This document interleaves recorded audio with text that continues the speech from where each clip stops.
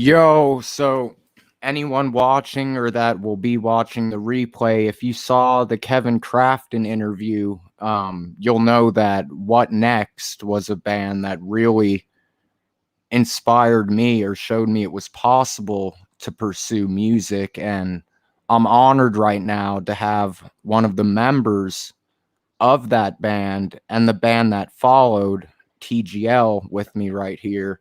And we were talking pre-stream. This is actually, I mean, I would consider him a friend now. We've talked a lot online, but this is actually probably our first conversation we've had in like voice to voice, other than like a hey in the hallway or whatever, before show, you know? For sure, for sure.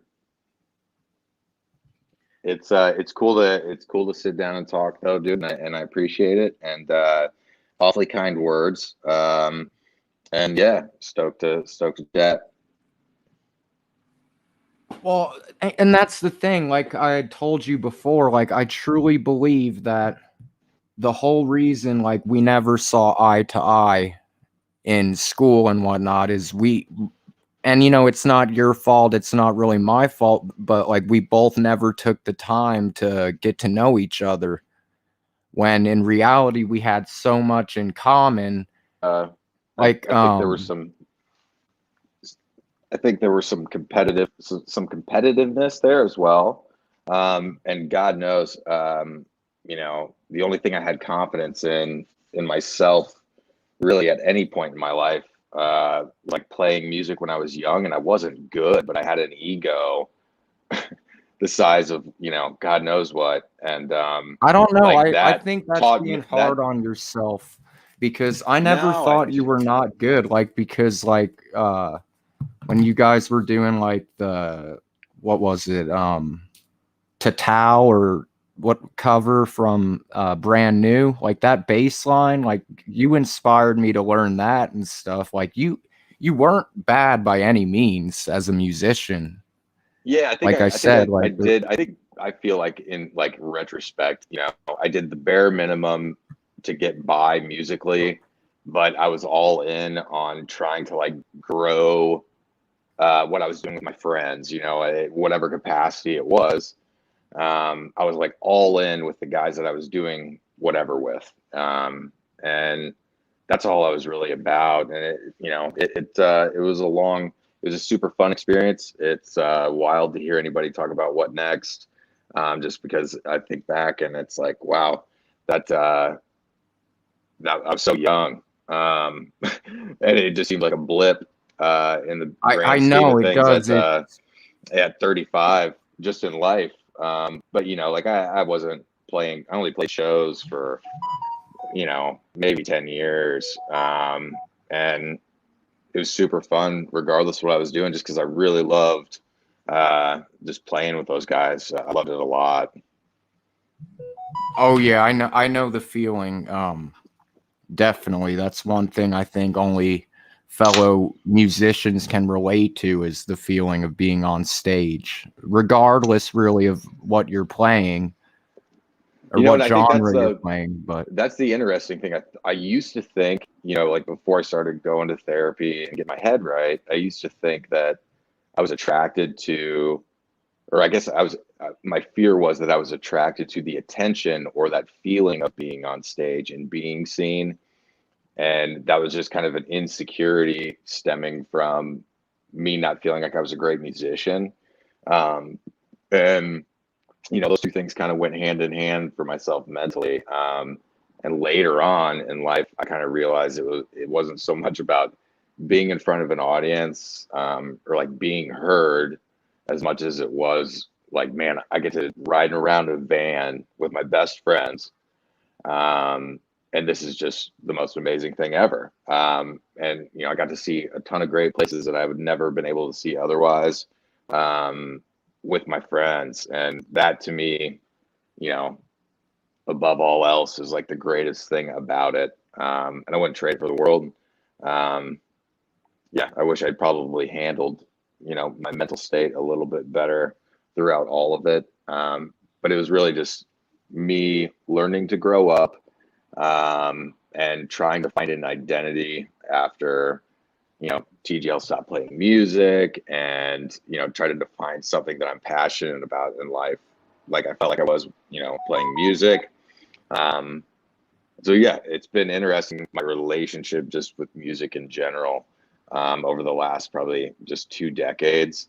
I was a bitter, sad boy there for a long time. Oh, me Just too, especially when like the metal band I was in 2008 broke up, because I really felt that not that like we would make it big or anything, but I thought we had like the potential, if that makes sense. And then when sure. the other guys went their separate ways and whatnot, not being able to, really perform, that's when I got into, producing.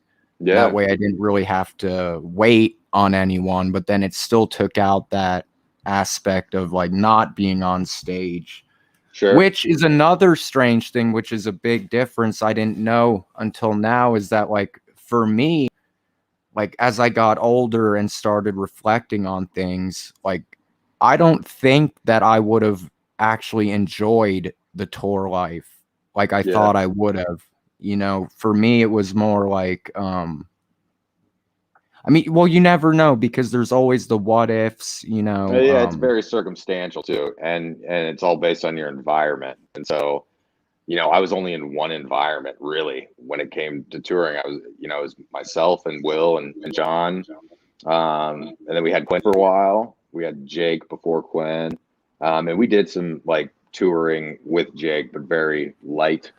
We went and played, a couple out of state shows with Jake. Then Quinn came in, and we did quite a bit of touring with Quinn. And then Quinn went back to school, and Boyd came in, and we did the most touring that we had probably done in one year, and that was when Will and John kind of took a year off from school, and so did Quinn. And Quinn was going to Brown in Rhode Island, like he was, and the guys were going to DePaul. They're putting a lot of money into their education, and they said, "Yeah, let's take a year off and tour and write a record." And it was so fun, and it was only because of the company I was in.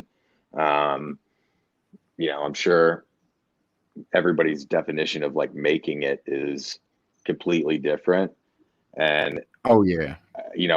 I've always felt like even just like playing a bass guitar and drums with Will in the basement in 8th grade, I felt like I made it, whatever that meant to me. Oh, And definitely. Like you some of know, like I felt like, and I don't know if it's the same as you, but even like my very first show, like it's like I've never told this story before, but like my very first show with Too Deep, it was at the Duck, and I was so nervous, like because it was my first time on stage, and I was so nervous that I would drop a pick.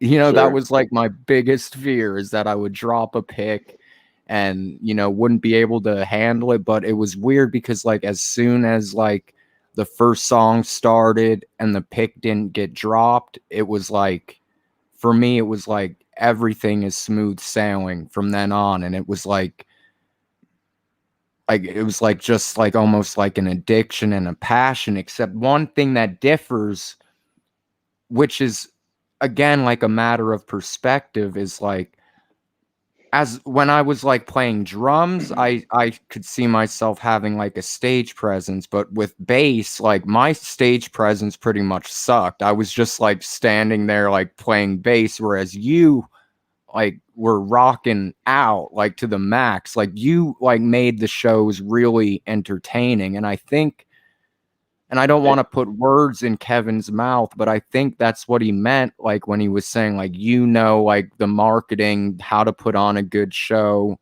things like that, and how he kind of wishes that things didn't go the way they went.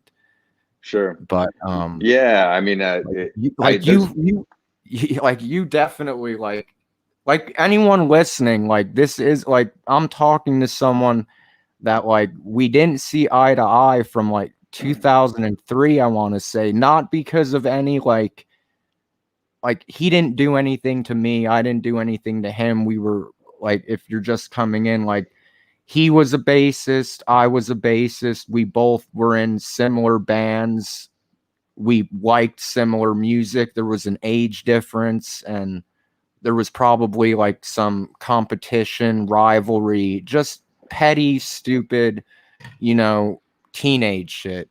Yeah. Look at us now. And what's crazy is I was talking to I don't know if you remember him, but Brandon Friend. Yeah.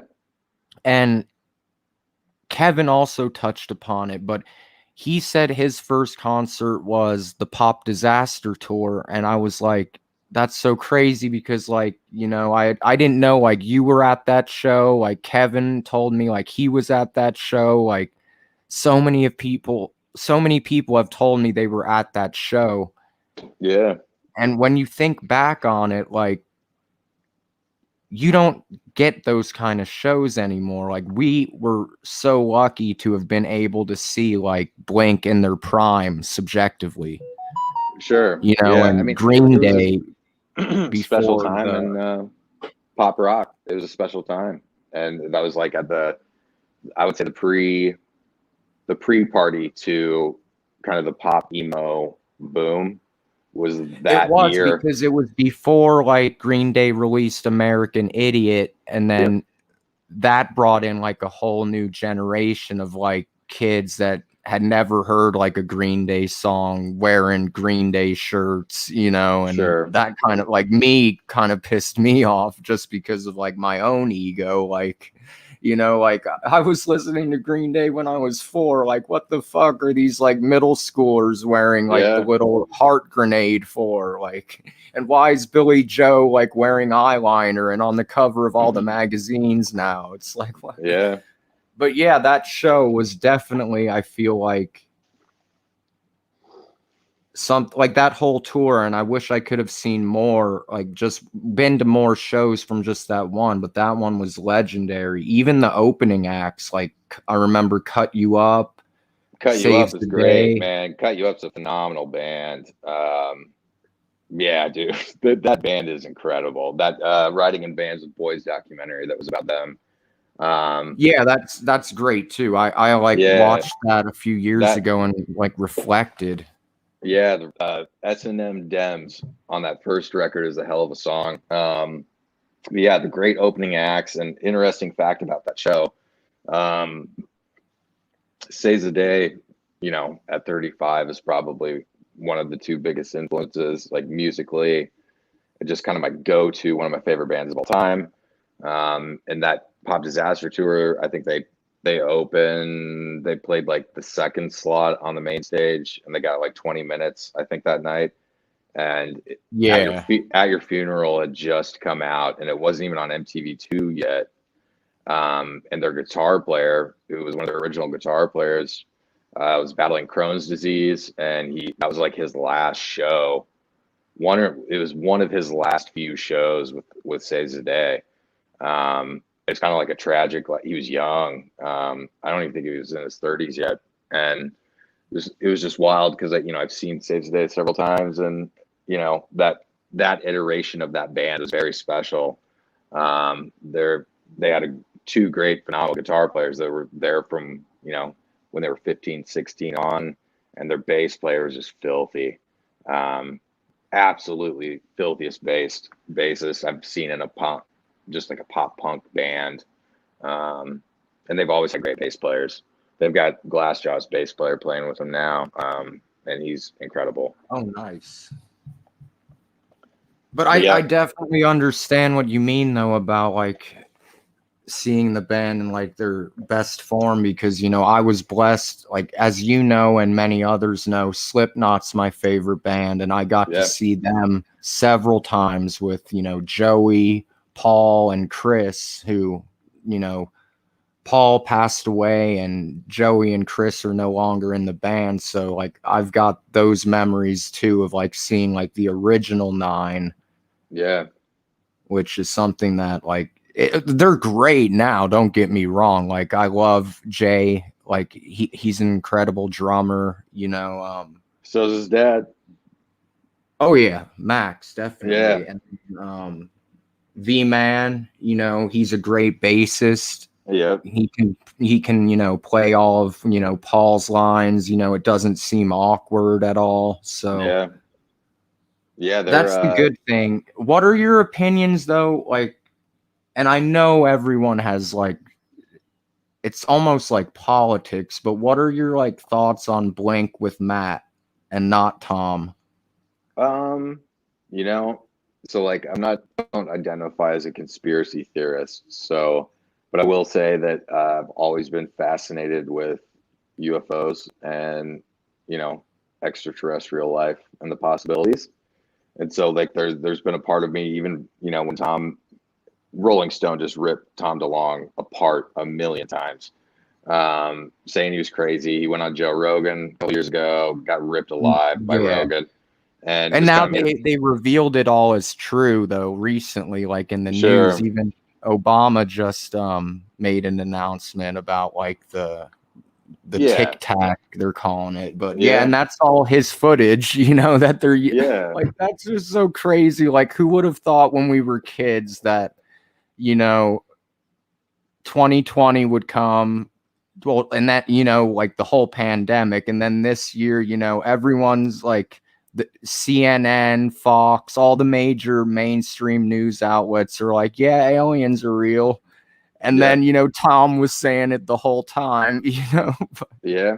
It's I it support Tom and his pursuits doing that, but what I meant was like without Tom, to me, like I love the new stuff, don't get me wrong, but I kind of wish they kind of would have done what they had done previously, like with Boxcar Racer and Plus 44, because I yeah, don't really feel it's like hearing like, it's for not the example, like same. all the small things, and just songs that like Tom was a major part of, hearing Sure.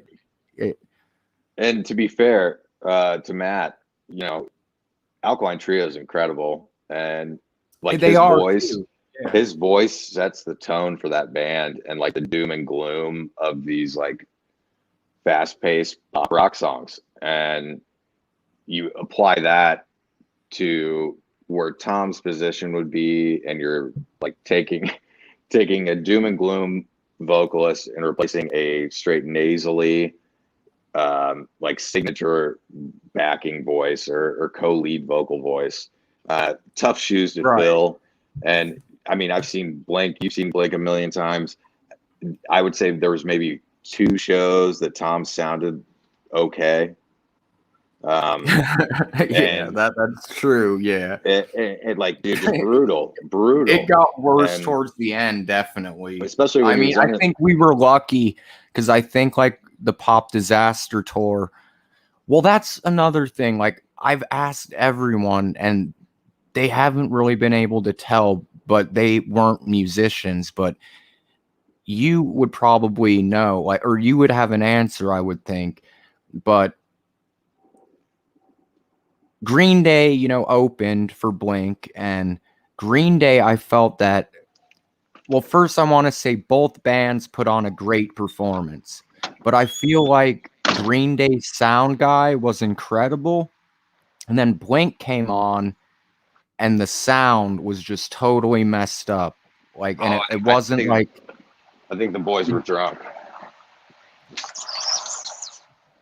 I think they were oh drunk. yeah, oh yeah. But I remember like just like Green Day's sound, like the guitar, the bass, the drums, the vocals were just like on point. Like their sound guy was on point.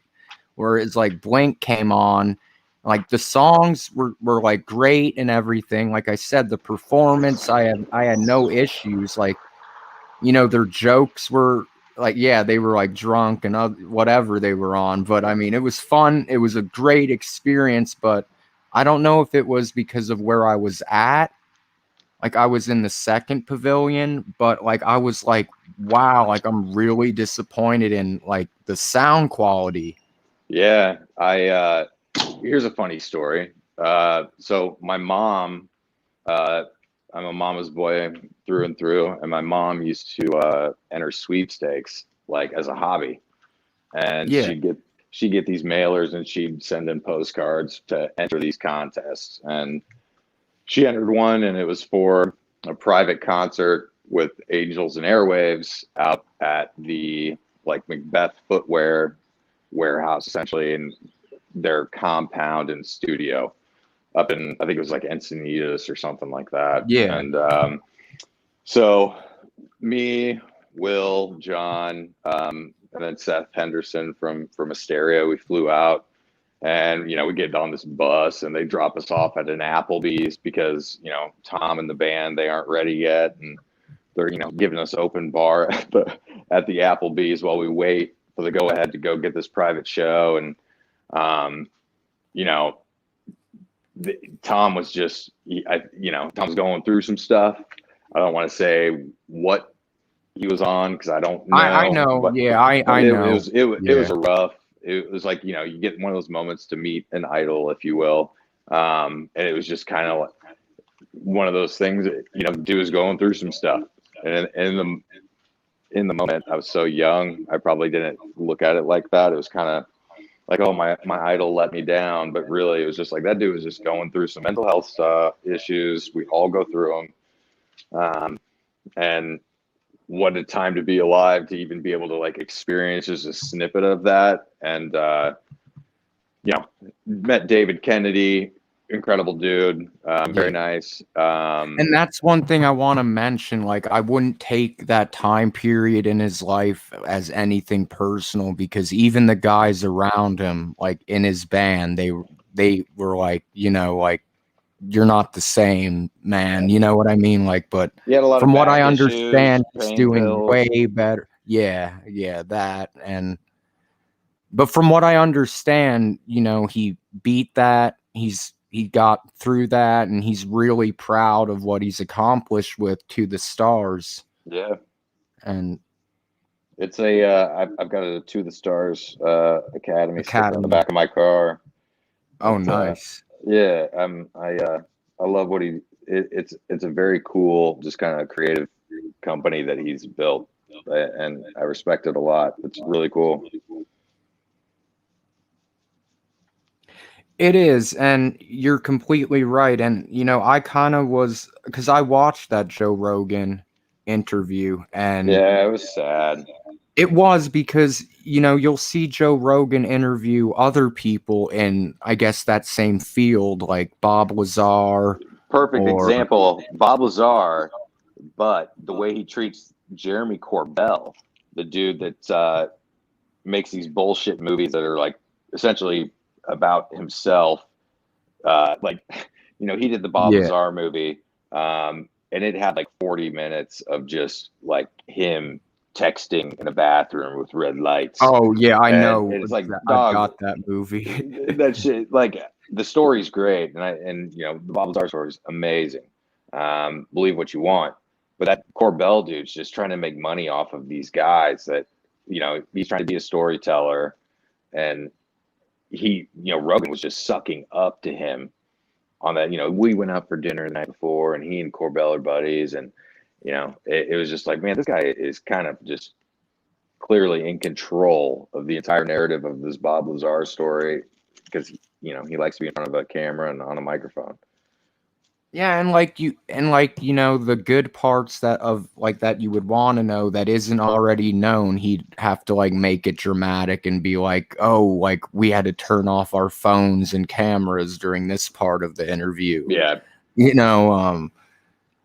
I liked the movie for the few parts Bob Lazar was featured in, but yeah.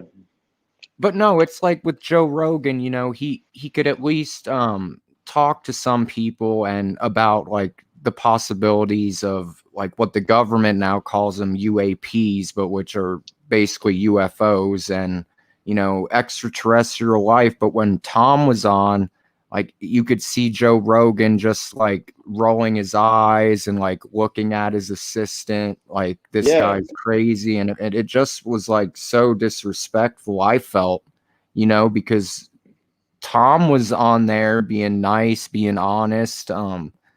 and it's like confirmed now. So I feel kind of like Joe Rogan should kind of apologize and maybe have him back Yeah, on. But it just kind of it's seemed like whatever. he was being bullied. You know, it was just kind of like Yeah, a bullying situation. It kind of felt like. And I've watched a lot of Rogan, not as much as I used to, but same. yeah, you know, I've seen some great interviews, but that was my least favorite for sure. And then his one with Travis Barker was awesome. And Yeah, it he was. asked him That about one touched Tom. upon a lot of, yeah, Yeah, and Travis defended him and said, "Yeah, he's been doing yeah. this Said since we like he's were always, first riding yeah. around in a van." And like I'm sure, you know, because that's another thing I was gonna say is like before I saw the first What Next performance, you know, before like I knew like there was a possibility of like that town having a music scene of any sort. You know, before I even knew who you were or who like any of you guys. Well, I had always known Jake because we Yeah, used to live by each other. So like we rode the bus in like elementary school. But so he's the only one like I knew. But before any of that, like I said, like in '02, I was at the Pop Disaster tour. Like all like I listened to was like Blink. You know, my second concert was Blink, the Pop Disaster tour. Like I had this little, I don't know, like display in my room with like all of their albums like set up. You know, I had the Tom DeLonge Strat and the Mark Hoppus bass and like the book that Mark's sister wrote. yeah. And I just had like a whole bunch of Blink stuff and posters and everything. And that's what I was saying. Like I'm sure like had we like been in a closer like age group or had like more mutual friends, like we definitely would have like had stuff in common and would have made Oh, most music. You know? definitely, most definitely. And yeah, I think really kind of, you know, looking back, they taught me how to be in a band, and I still didn't know how to be in a band, but I felt like I did just because I loved them so much, and it was just kind of like, man, it that I don't know, I glamorized them in my youth, and like, but also, you know, somebody that showed me pretty much everything that has stuck with me musically, in terms of like music that I've loved. JJ Mace, uh, Greencastle legend, uh, professional skateboarder, uh, played in several bands in Greencastle, and just what was my first experience around somebody that I deemed punk rock. And I felt like he embodied it, and I just thought it was so Well, he cool. still does, you know, Yeah, from what I yeah. hear. But And there was one afternoon that it was like raining, and we, you know, stopped over at his buddy Brian Remar's house because we were all skateboarding, and here we are with these two older dudes, and it was me and Will and a couple other guys, and you know, we're like 13 or 14, and that day they showed me Saves the Days Through Being Cool. They also showed me the Get Up Kids Something to Write Home About, and then it was what was the third? The Descendants, Milo Goes to College, and those are three. And Screeching Weasel was another one. But nice. this like myriad of like old punk meets this new age stuff. Like JJ had demos of Taking Back Sunday before like they did like the greatest romances of the 20th century demo.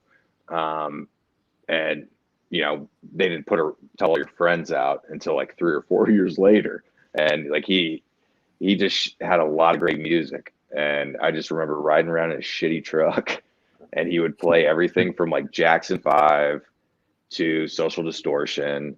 And it would just go on Fugazi, you know, just Running Down the Mill, and to the Temptations. Like he's a huge Motown fan, and like that.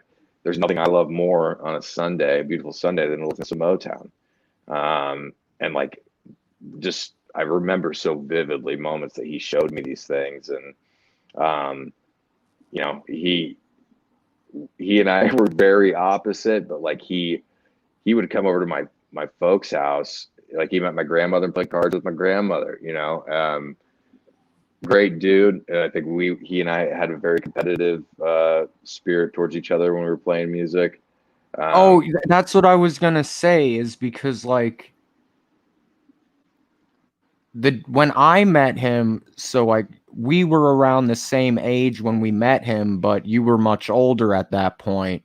Yeah. So I met him a little later, and at that point he was like, and I'm not saying this in a negative way towards him at all, but like it seemed like he was like a super like punk elitist, where like, you know, if it wasn't like the most underground of punk, like it wasn't punk, you know. And like he would constantly like bitch about AFI becoming mainstream and just play, but he would still like in the truck at the skate park like be playing like the old AFI albums. And yeah, and that to me, and then once that, once the scene came around and he started like his band, then he was like, you know, I don't think he liked any of the other bands, you know, like at no, all. that's because that's pretty fucking punk rock. It's far more punk rock than, you know, that's as punk rock as I hope to be one day. Like he taught me, just by me being around him, that I'm not going to sacrifice who I want to be and who I am for anyone or anything. And that was like the only, like I loved that. And I feel like I still live my life with that kind of mentality. But yeah, the music he showed me, I'm like forever indebted to him for that. And yeah, he was super competitive, and he'd always fucking talk shit about our bands and stuff. But like when I had the Well, bar it and was other skaters too, because like I remember at the time, like around that same time period, you know, Bam Margera and Jackass and everything was like mainstream, and a lot of people would be wearing like Bam shirts or get like a Bam deck, and he would like get pissed over that, you know. yeah, I mean, honestly, But I respect that about him, though. You yeah, know, I dude, talked to him like I want to say a year or two ago. I think he was still living in Greencastle with someone way younger than me, so you might not know them, but he goes by Chris Cemetery, and he's like a punk. He's like, I think one of JJ's best friends now, but they were roommates. They still might be, but like I talked to him, and like it was all cool. Like he laughed about like how he used to be, you know, like 'cause oh I was like, yeah, remember like you used to like hate on us all for like wearing like heartogram belts or whatever. And he was like, yeah, I was like, just, you know, like back then, like that was me, you know. But like I really yeah, don't give a fuck anymore. But yeah. It was that's another thing. People change and people grow, you know. yeah, and you know that was a you know, I knew JJ. He would make his remarks about us, and like I always just loved him through it. And like none of us ever were like, especially Will and I. Like I think Will and I had in terms of skateboarding, we respected JJ, and and you know it. And I never see came there's sweat. another thing, like when I knew you guys, or like when I discovered you guys, like I told Crafton, it was at the fair on the square. That was like my first show seeing you guys. I didn't even know you guys would be performing. Like it was just I went there, you know, to have fun, and then like I see like a band setting up, and then you guys start playing, and I'm like, holy shit, you know, like this, like I really like this music a lot, you know. And I remember I still remember the CD with the like baby on the face, or the baby face that was kind of distorted. God, I don't remember that. Do you have the album still? Because No, I do. no. Like Crafton emailed it to me, so if you want, I could send that over. If you want to, God. like the production though, like that's one thing I noticed. I'm like, and even with some of like, I think all of us back then didn't really understand production that well, because like it. But that's another thing that like I like, which some people don't, is like Sure. the rawness. Like things don't always have to be perfect or sound perfect. And like this is a completely different like scenario and band, but I think that's why like Kurt Cobain was so pissed off at the production of Nevermind, because it sounded so good and he didn't really want it to sound all that polished or good. Hmm. So like I definitely enjoy like I'm a fan, like, well, from back then, like I was a huge Misfits fan. I kind of like grew out of that, but I still Hmm. respect the Misfits. But like you listen to all of their stuff from like the 80s, and like they're not in tune, they're not playing to a click track, they're not like, it No. doesn't sound like a wall of sound, but it's still like got that energy, and that like I'm not one of those like audiophiles where everything needs to be like perfectly mixed and mastered for it to be a good song. Like Sure. I like when so yeah, like during the interview with Crafton, I had told him like because he had sent me the CD, but he was missing one file, and it was Thursday. And when I listened to Thursday, like the first thing I noticed was yeah, nothing's like mixed properly, like the volume's all like low, but it still brought me back to like that carefree age of being like 12 and just being so stoked. So like the production didn't even matter. Like I was gonna play along, and I had my guitar tuned and everything, and I was like, well, this isn't E standard, it's not E flat either, it's like somewhere in between, but who cares? Like Yeah. I Yeah, haven't that heard this song in a long ass time. yeah, I don't have that. I don't have the very first TGL EP. I don't have. No one has. Oh, and Like I wish someone did, because like I was a huge fan of Save Me. yeah, Like when you guys came out with that song, like Oh, dude, that just it makes me laugh because I like think about my wife and how like I've been with my wife for like a decade. I've known her. Yeah, congrats. thanks, man. And she's never heard that song, and I would just love one day for me to be able to put that on and just be like, "Hey, babe, what do you what do you think about this?" Um, yeah, that makes me laugh because yeah, that Trevor recorded that whole EP in his closet, um, and he mixed it, and it was Trevor's first turn at like just he's a computer whiz and he's a computer engineer, so even with no training or anything, I don't even remember what programs he was using, but he had kind of figured it out, and um, I was proud of him and still am for like him being able to figure all that out and just document a couple songs that we did, with no help from anybody else. That's pretty cool. He stuck a microphone, and he stuck a microphone out in the woods out by his parents' house, uh, and he was trying to capture the noise of the cicadas. And so this would have been Like damn near, spring, right? yeah, Like and around into summer, like early summer, late spring, yeah, probably. just absolutely deafening. And so like the whole we still joke about it. Like it opens to like the cicadas humming. It's just a microphone he threw out in the yard with all these XLR cables, like every XLR he had connected from the inside of the house going all the way out the woods. And It was just funny. It was funny. The shit you do when you're young and just trying to figure it out. It was all fun. And that's the best part is like, I mean, I don't know if you remember, I'm sure you remember Janet, but I don't know if you remember Ryan Grummy, her little Absolutely. brother, but Yeah, Ryan um and I were in journalism class together, and I loved Ryan.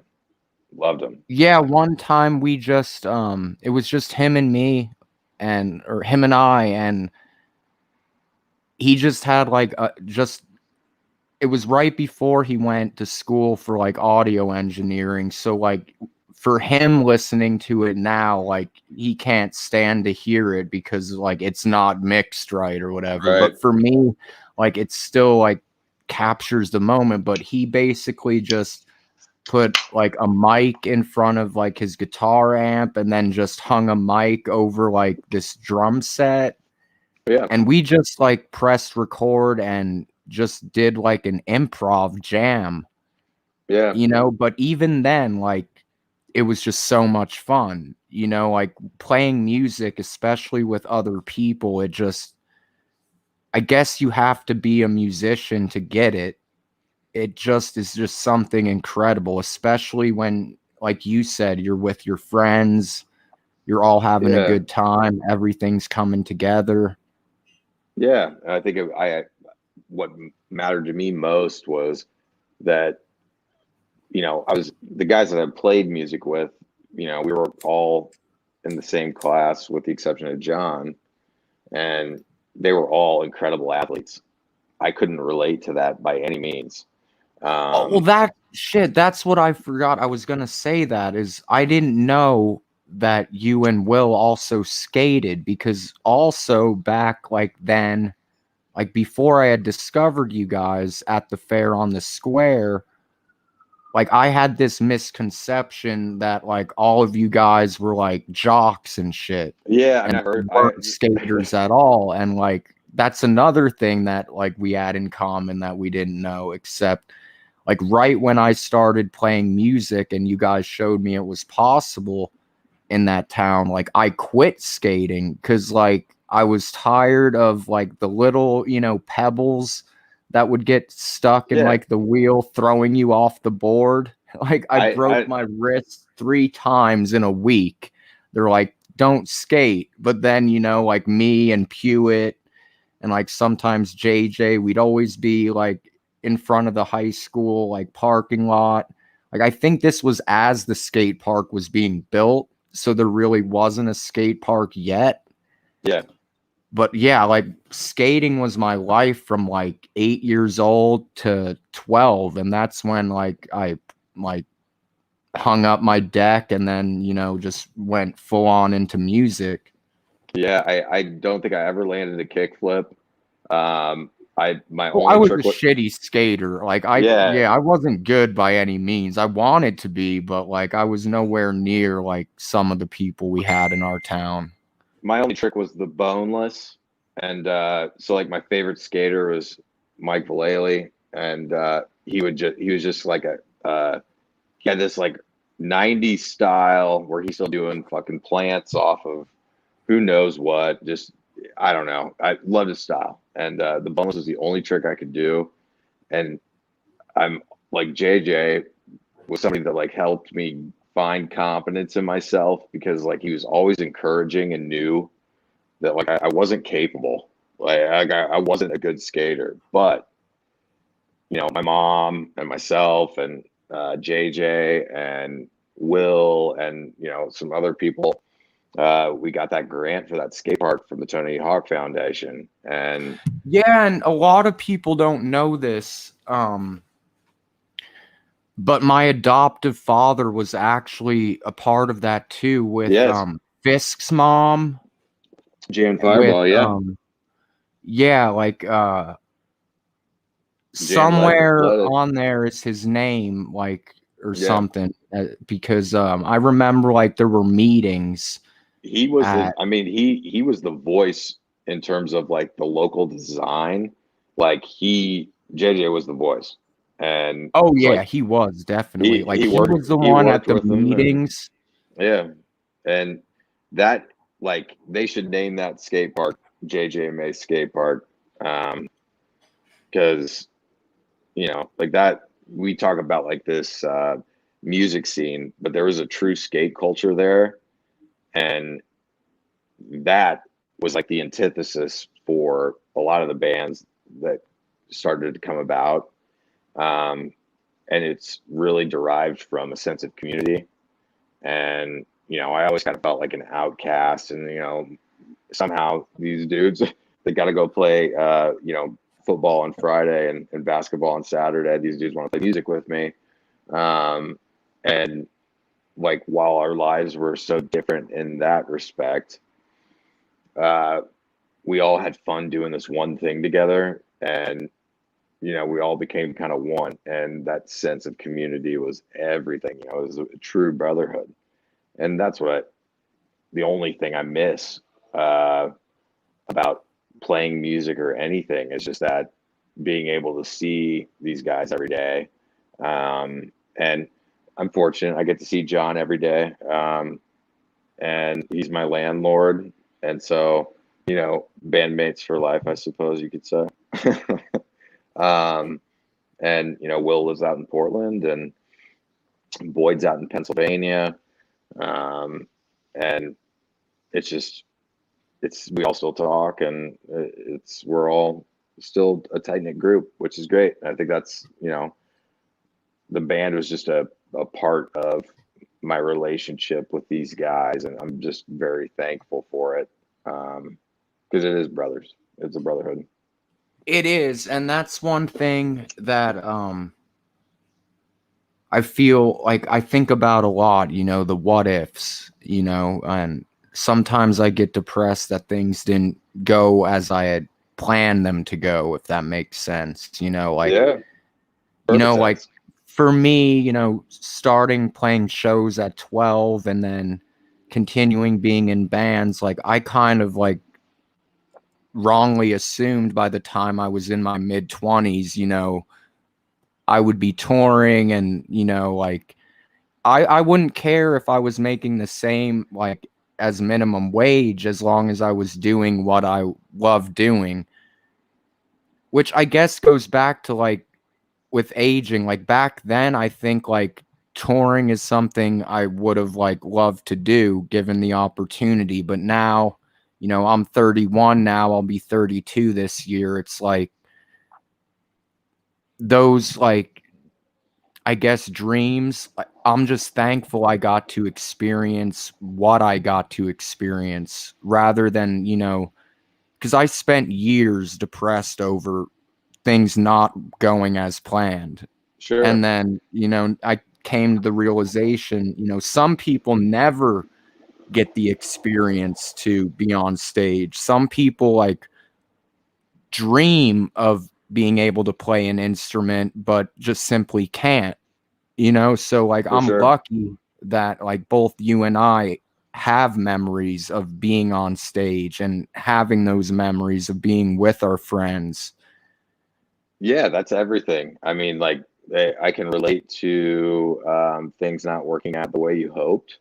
Uh, like I was saying earlier, I had a major identity crisis when, um, you know, TGL, like I would say that last year, what I can't even remember what year it was, but um, I was tour managing for Asteria, and we're going down to Texas and coming back up, and we were meeting up with TGL to play in Peoria, Illinois.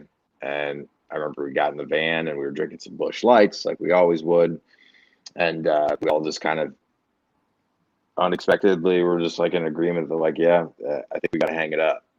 And, you know, the whole little record contract that we signed did not plan out or pay out like we thought it would. It was, which, you know, all we gave a shit about was making an opportunity out of being able to have our music more accessible and accessible for eternity at that. And it did that. And so, you know, the business side of it or lack thereof doesn't matter, you know, however many years later. Um, it's just cool that more people could find the music. Um, and yeah. All right, I've got one last question because I know you said you had to go around 6, but one thing I thought was really cool, and I want to know if you feel the same way, is like when we would do the like shows at the park, like our bands, like I always thought it was so cool because by that time the skate park was built, and you're definitely right as well. Like if it should be named something like JJ, I don't think that skate park would have been possible without JJ. For You sure. know, even with like everyone else like on the committee, like he really was the one at all the meetings that was like convincing like, everyone that it's a good Yeah. idea, that And it some very dedicated moms and loving moms and JJ and um, moms that loved their boys and JJ. Yeah, and then like And and my dad randomly too, like sure, was sure. there. Yeah. But what I thought was cool though is like we'd be playing these shows at the park, and then like everyone at the skate park who was skating, like they'd stop skating and they'd all like run and head over to watch our bands play, and that was just so cool. Like, even though it wasn't like a huge outdoor arena with like thousands and thousands of, fans, it was Sure. still like just so cool to be like in front of like, I'm sure there were over like 50 people, watching, but regardless even if it was like 5, I know it's over 5. I'm just saying like just Well, playing in front and having like these people just run over to be a part and to watch it, like that was just so cool, and like memories that I'll never forget. yeah. And that's all that really matters when we're 6 feet under, and you can't take any of this with you when you leave. And, I think a lot about, I have to be conscious of my own mental health every single day. And that's like a big thing that I want to get more involved in with my life is just being an advocate for mental health because I know what it's me like to me fail. too, actually. It, Yeah, and I know what it's that's like to something that fail, if lose you want yourself, to and ever collaborate on, like I'm definitely down for that because I've been through so much like stuff like you don't know about, but that to where like I'd rather, if I can help someone, I'd like to be able to, if that makes sure, sense. sure. And that's I work in the service industry, and the mental health crisis is runs rampant through the service industry. Um, and a lot of these people, that I've had the pleasure of working with, work for no benefits, and suffer from a lot of mental health issues that are difficult to manage when you're in a high stress environment, working your ass off, just to get by. And that there's parallels between the service industry and just any other industry. Mental health is a national crisis. And Oh yeah, and one thing I even found out, which I want to say, and I might be wrong, so I'm not going to say with no, certainty, but I did hear, and I want to say it was from Joe Rogan on one of his podcasts, but it might not have been. But I found out recently that pilots actually have a very high risk of, well, not high risk, they suffer from a lot of mental health issues, but it could be something minor or it could be something like severe, but they're very reluctant to come forward about it because they have to let I forget what, whoever's in charge of like flights, like, and that looks like, oh, like this pilot is having mental problems, like they don't look at it as like, oh, he might just have like a mild case of depression.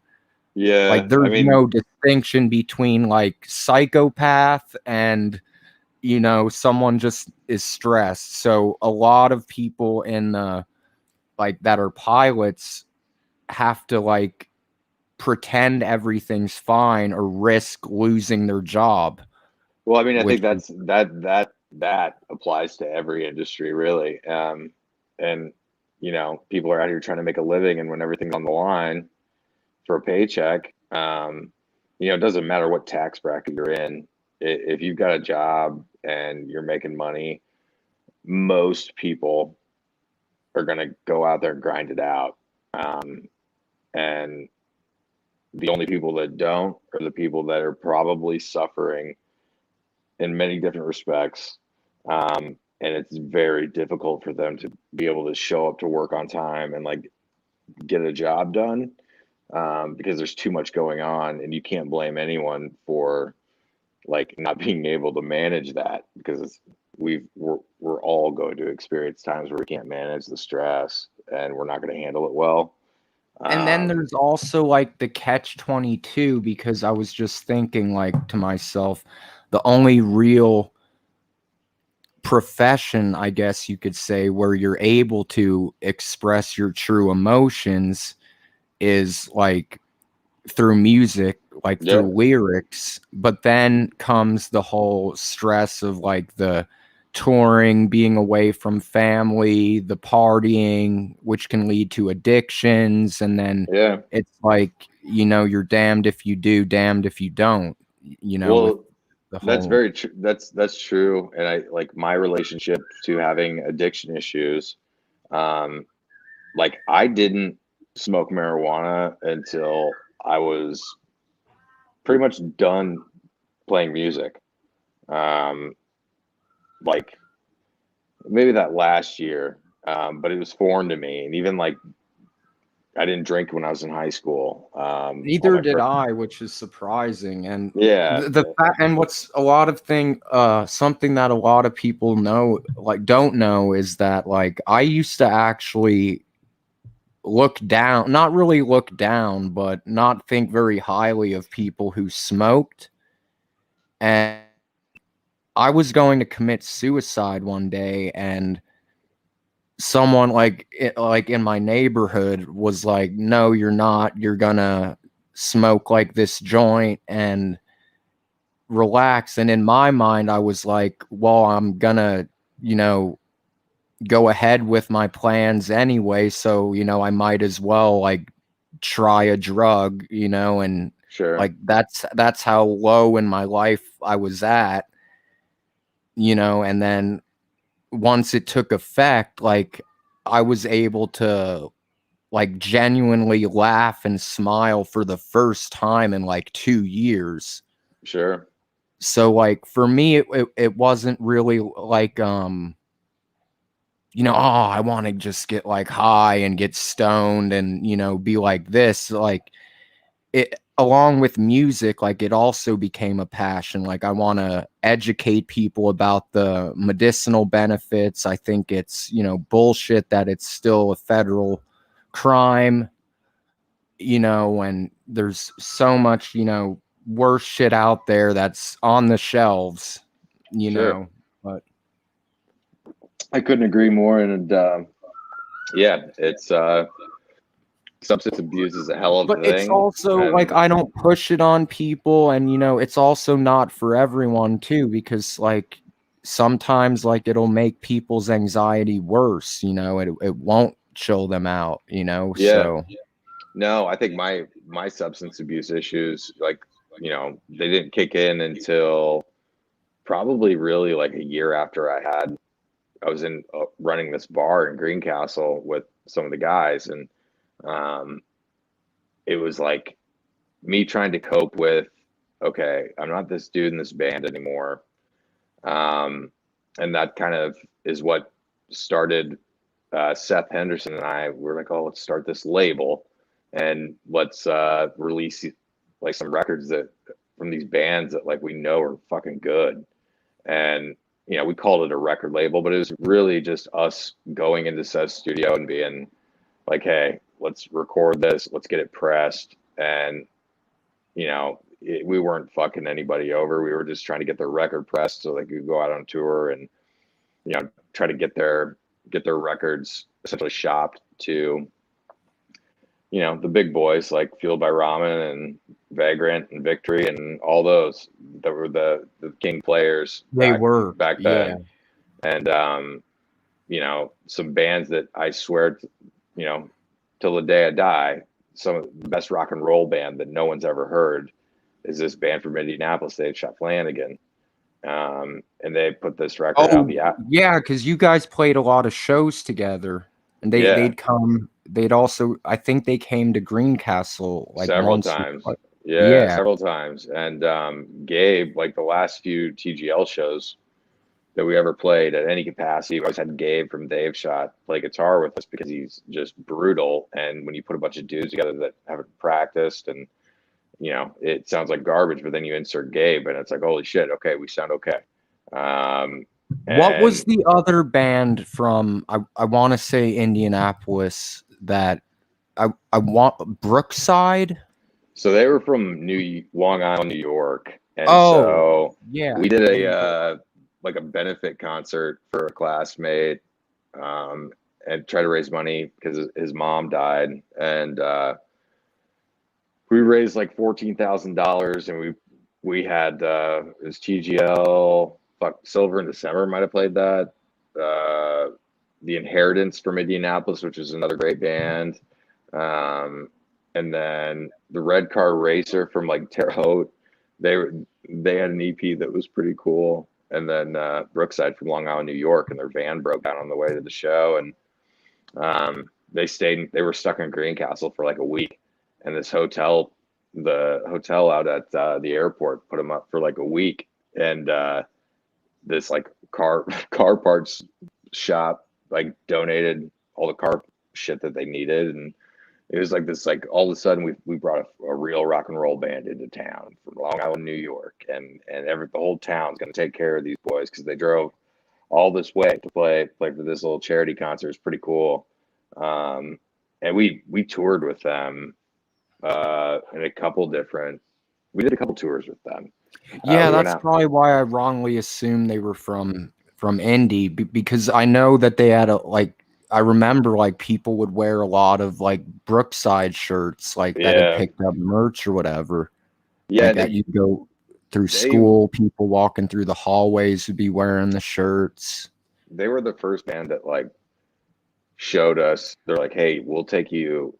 Like, you get us a date here, we'll take you out of state and play. And like they always honored it. And you know, they had no means helping these Indiana kids out, but like we went all over the country with those guys a couple times. And good dudes, and they had several different iterations of that band. But yeah, they've shot Flanagan. I encourage, if anybody's listening to this, look up the album The Outlaw by They've Shot Flanagan. It's a concept album about the birth and death of a gunslinger and kind of a spaghetti western theme. And it's dark and it's everything. Literally probably the best live band I've ever seen in my life. They're no longer a band, but they're incredible. And I wish more people had found that record.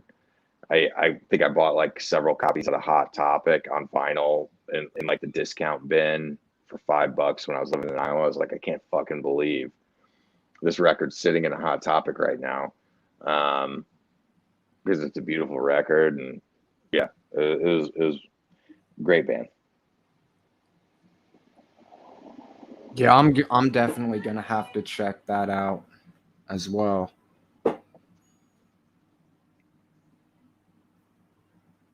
Oh, can you hear me? Yeah. Right on. Well, yeah. What have you been listening to lately?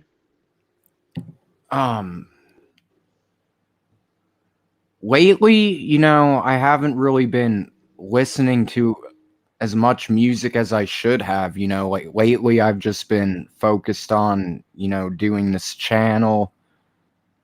You know, really like it's this, you know, I've got this thing where like I'll listen to the music I always listen to, you know, so I'm still listening to like Slipknot and Korn and Blink and, you know, Dr. Dre and, you know, all of this. But people like have to like show me something and then I'll like discover it, like I'm not good at like I'm very good at discounting things, if that makes sense, which Yeah, is the worst thing to do because, there's so many like bands or rappers that just was like, oh, I'm not even going to give them a chance. And well, then that's I the dude. finally That's give them a chance and it's like, oh, I've been missing out this whole time. dude. That's the So, JJ Mason you. That's the JJ Mason you. That's the JJ Mason me. Um, that's that the punk rock. Like, I'm not gonna give it a chance. I digest all my anything new. Really, is through my wife, and like she's kind of well, expanded my genres, if you will. Well, But my girlfriend actually, and this is gonna like probably shock a lot of people, but I never gave Madonna a chance at all, oh, like dude, she's got ever. some stuff. She's got some stuff that slaps, dude. I know, and like when I heard it, I was like, whole, like, and this is gonna like to everyone that like knows Madonna and stuff, like that knows that she's an incredible art. I didn't know, like, I just remembered the phase where she turned British, and like I remembered like the headlines and And her married I to Dennis Rodman. in my mind like I thought she would be like a Celine Dion type singer, and then No, I dude, hear like some songs and I'm like, especially the older stuff, dude, and it's look, like she was like a ahead prayer, of her time. like a prayer is like timeless as shit, and it's just an incredible pop song. Um, like chorus, holy shit! I mean, that's I listen to a lot of Fleetwood Mac, and like I respect Fleetwood Mac so much because they have hooks that can grab you. And all I ever wanted to do is like if I was writing music, it was like, oh, I just want to write a hook that like makes me feel that way. And I'll forever be when I listen to music, I listen to the lyrics first, and then I listen to the instrumentation. But everybody's different, and man, That like that leads me to an like I didn't plan on this question, but like for me, I noticed recently, regardless of genre, because I still make music, not really with like producing, yeah, I still have aspirations that like I can sell a beat to like a good artist, or to a show or score a sure, film or something like that. But as far as like my personal music that I'll release, that's more like fun mixed with therapy, yeah, mixed with being bored and being like creative, like having sparks of inspiration. yeah. That's I do miss that. I do miss being able to express myself in that medium. Um, like uh, I wish I'd dedicated more time to playing bass, and less focus on like trying to grow an audience. But Well, that's actually my girlfriend right here who made this comment. She said, like a prayer broke the racial boundaries for and it sure, made it okay to date different races and not give a fuck. yeah, she got eaten alive for the video. It was too edgy, and that whole record's amazing.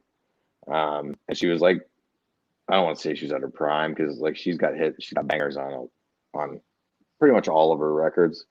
But that'd be my favorite kind of version of the stuff that she's released.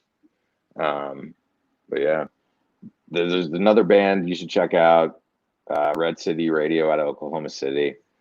Um, they're like what I think is the closest thing to punk rock that we kind of have left. And I remember it was Bamboozle 2009 or something. And I was with Hysteria, and we were going to the main stage to watch somebody play, and Forever the Sickest Kids were playing. I think the Get Up Kids were getting ready to go play the other main stage while Forever the Sickest Kids were playing, and it was a fucking sea of kids in neon, And I just remember looking over at Terrence from Asteria, and I said, dude, the scene is dead. Like right here, right now. The scene is dead. And it pretty much was after, like, that was right around Spotify popped off, or even like got introduced as a thing. Records were being sold in different ways. It was all digital. People stopped buying music. People stopped touring because it was too expensive. Nobody was buying merch. Like, it was a different time. But that Red City Radio, it's like, guy's voice sounds like Chuck Reagan. It sounds like Hot Water Music meets, like, I don't know. I don't fucking know. Like Blink-182, I don't know. But it's that sound. I already know I'd love it then. Yeah, it's always root for punk rock to make a comeback. Seth Henderson, that dude that from Asteria, he has a beautiful recording studio up north, and he's made a hell of a living recording some great bands. Knuckle Puck was a big band that he kind of got up and going, and like his roster of records over the last 3 years, he recorded all of TGL's stuff and a million other bands, and he's the most generous, kind man, and it's just great seeing him have such a catalog of like reputable pop punk stuff, because he's kind of any of the bands that are out today that are kind of being regarded as pop punk revivalists, he's kind of recorded, which always be Genius Recording Studios.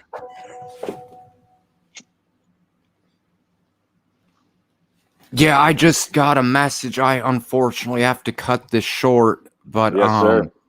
like I said, you're always welcome up on here anytime. And also I'm gonna start doing like more daytime lives as well. Yeah, man. Hey, this was fun, and it's cool being able to connect after all these years and talk about definitely, like, this means a lot to me, and let the other guys know I said, hey, sure. Everything's water under the bridge, and if you want to share this with them too, like, by all means. Sure. Yeah, man. And we'll stay in contact for sure, and like I said, I'm down, like, free of charge. I'd like to help if I can in any way possible with the mental health. Yeah, man. Awareness on what I'm working on. And additionally, if you're down, I'm down to like work on some experimental whatever music. It could be anything. No, you know what? In this household, you'd be better off sending your stuff to my wife, because she's the best video producer in the biz, and they're always looking for good music for placement. And I can barely get on GarageBand these days and like finish recording something with Will. But yeah, dude, if you're doing some background stuff and stuff like that, slide into my DMs, dog. I'll get you in contact with my wife. They're always looking for original compositions. For sure. All right, man. It was nice having you on. Like, thanks for coming up. Nothing but love, man. You have a good day. You too. Peace, everyone.